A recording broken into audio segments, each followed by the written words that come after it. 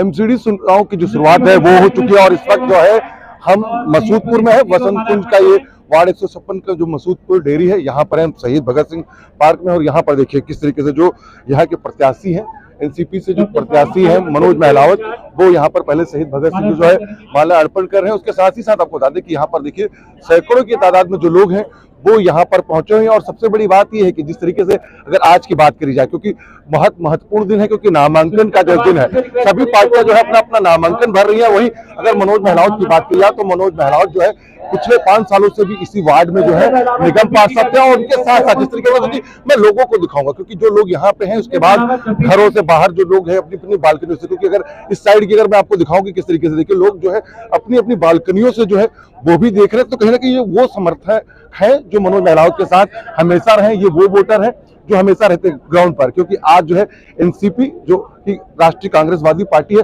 उससे मनोज महलावत जो है अपना नामांकन कर रहे हैं। घड़ी चुनाव चिन्ह है उनका, उसके बावजूद जिस तरीके से, क्योंकि जो समर्थक हैं वो लगातार इसी इंतजार में थे कि मनोज महलावत आखिरकार किस सिंबल से चुनाव लड़ेंगे। तो आखिरकार अब वो पर्दा भी हट चुका है, क्योंकि अब मनोज महलावत को एक सिंबल है वो मिल चुका है। और जो उनका सिंबल है वो सिंबल है घड़ी। खुद योगानंद शास्त्री जो है उसके प्रदेश अध्यक्ष हैं दिल्ली से, और काफी ज्यादा शीर्ष नेता जो है वो इसमें शामिल है। अब इस समय जिस तरीके से, क्योंकि माला अर्पण जो है वो यहाँ पर हो रहा, मैं आपको दिखाऊंगा कि किस तरीके से जो माला अर्पण है वो यहाँ पर करें। खुद मनोज महलावत जो है वो यहाँ पर अभी शहीद भगत सिंह को माला अर्पण करेंगे। और लगातार जिस तरीके से उनका जो सिद्धांत रहा है, चाहे वो कोरोना काल की बात करी जाए, कोरोना काल में भी लगातार अब इस समय देखिए कि किस तरीके से जो माला अर्पण है वो मनोज महलावत करते हुए नजर आ रहे हैं शहीद भगत सिंह का, क्योंकि ये किया था।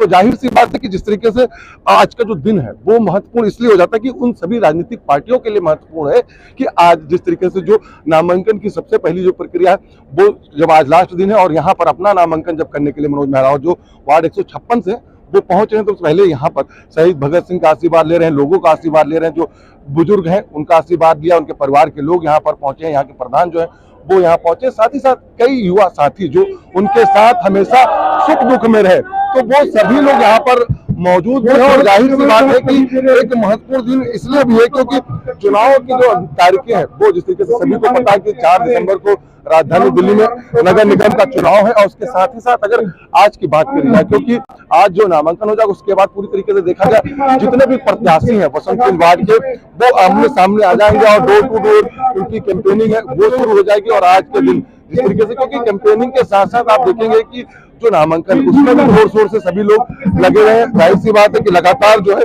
हमने ये दिखाने की कोशिश भी करी कि किस तरीके से मनोज महलावत जो है वो ग्राउंड पर काम कर रहे हैं, क्योंकि मनोज महलावत का कहना यही है कि वो सुख दुख में वो सभी के साथ रहेंगे और वो एक बेटे की भूमिका अपने वार्ड में निभाते हुए नजर आते हैं। शायद इसी वजह से आज का दिन बेहद महत्वपूर्ण इसीलिए हो जाता है क्योंकि सबसे बड़ी बात है कि आज जो नामांकन है उसके बाद डोर टू डोर कैंपेनिंग शुरू हो जाएगी और लगातार जिस तरीके से जो समर्थक है वो भी अब सामने आ रहे हैं, क्योंकि मनोज महलावत के साथ वो लोग सामने आ रहे हैं जो उनके साथ सुख दुख में जिनका साथ मनोज महलावत ने हमेशा दिया है, वो लोग अब बाहर आके लगातार जो है अब उनके साथ कंधे से कंधा मिलाकर खड़े हैं। जाहिर सी बात है कि आज के बाद क्योंकि आज से जो डोर टू डोर कैंपेनिंग हुई सबसे बड़ा हो जाता है कि प्रत्याशी जिस तरीके से जो अगर यहाँ की बात की जाए वसंत कुंज वार्ड की बात की जाए तो वसंत कुंज वार्ड में बीजेपी से जगमोहन महलावत को टिकट मिला है। तो वहीं आपको बता दें कि आम आदमी पार्टी से अमरजीत छिल्लर को मिला और कांग्रेस से अगर प्रत्याशी की बात की जाए तो नवीन यादव है।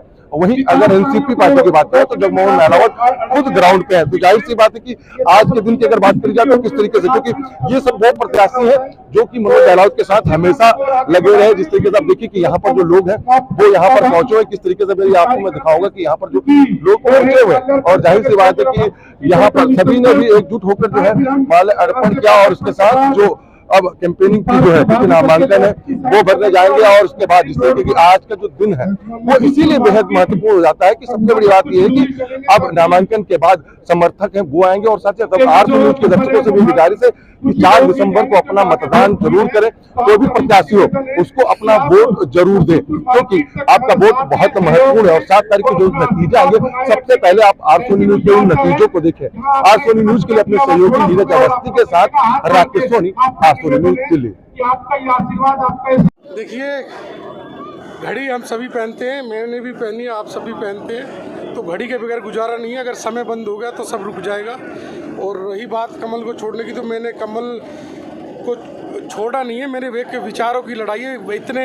और ये बात आप सबके माध्यम से शीर्ष नेतृत्व तक पहुंचाना जरूर चाहूँगा कि ऐसे गलत व्यक्तियों का बोलबाला क्षेत्र में बढ़ता जा रहा है कि जिन्होंने पार्टी को डुबाने का काम किया, पार्टी को धरातल में पहुंचाने का काम किया, विश्व की सबसे बड़ी पार्टी को बदनाम करने का काम किया।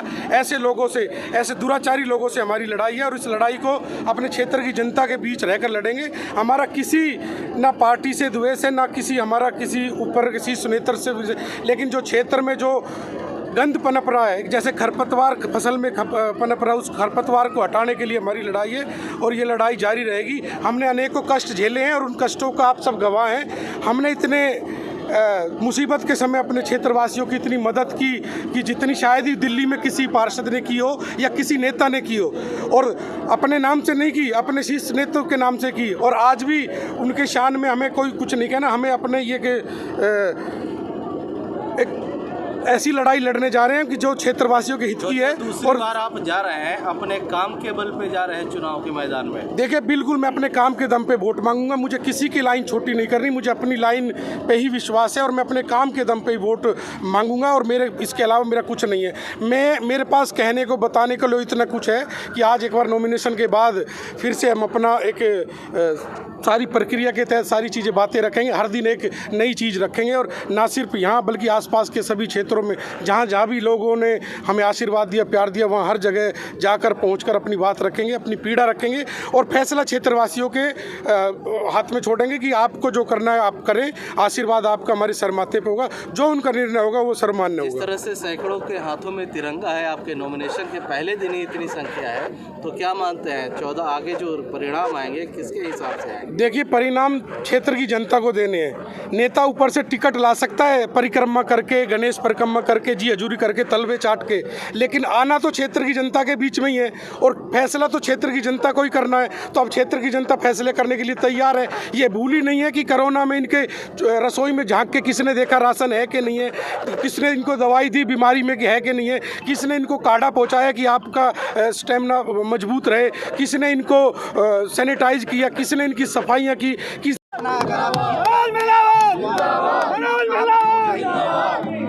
अब जीत के अगर आते हैं आप वार्ड को कहाँ तक पहुँचाएंगे, क्या सपना है आपका? वार्ड को अगर हम जीत के चुनाव आते हैं जनता के आशीर्वाद से, प्यार सहयोग से, तो हम अपने वार्ड को बुलंदियों पे ले जाएंगे, विकास की बुलंदियों पे। और इस बात को मेरे सभी भाई नोट कर लें और बिल्कुल रिकॉर्ड में रखें कि एक बार जरूर चलाएं जब हम जीत के आएँ। और अपने वार्ड को अगर बसंत कुंज वार्ड को अगर दिल्ली का नंबर 1 सुंदर वार्ड नहीं बनाया तो समझ लो कि हमारा जीवन व्यर्थ है।